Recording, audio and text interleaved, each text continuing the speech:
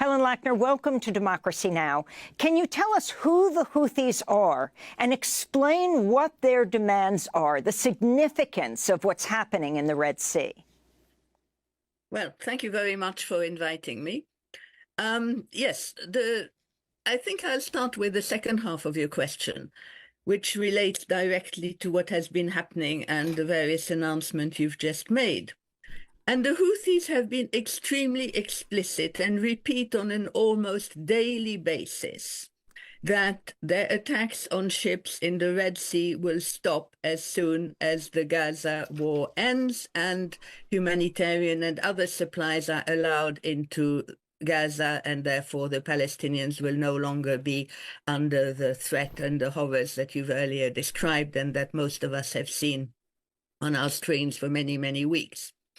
So the important thing is that although the US and the UK claim that they're only defending free movement in the Red Sea and refuse to accept any connection between this and the war in Gaza, for the Houthis, it's absolutely straightforward and explicit that, number one, they're only targeting ships that have any connection with Israel, whether they're going to Israel, coming from Israel, delivering stuff, owned by Israelis or whatever, any connection, whatever. And that other ships are not targeted, except, of course, now, since the US and UK strikes have started, they are also targeting US and UK ships. So they're absolutely explicit that all other ships are welcome to travel through the Red Sea and that there is complete freedom of movement for any ship other than an Israeli or UK or US connected one. And I think that's extremely important. And the reason the Houthis have taken this action in support of Palestine is that one of the very fundamental policy issues or ideological positions that the Houthis have is the support for Palestine and more directly being anti-Israelis. The Houthis' foreign policy is quite clearly summarized in their basic slogan of death to America and death to Israel. They are absolutely, their positions are absolutely straightforward on these points.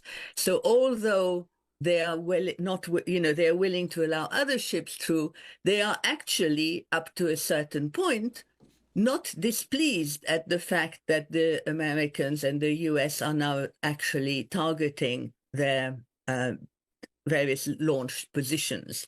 If you look at the Houthi weaponry, and I'm no military expert, but the Houthi weaponry originally was basically a lot of Scuds and other Russian-supplied materials and also some American-supplied materials to the Saleh regime.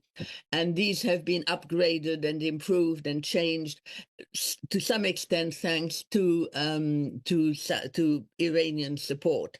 So in that sense, you have more. The Iranian involvement has become greater. But it's very important to note that the Houthis are an independent movement. The Houthis are not Iranian proxies. They are not Iranian servants. They don't do what the Iranians tell them to do.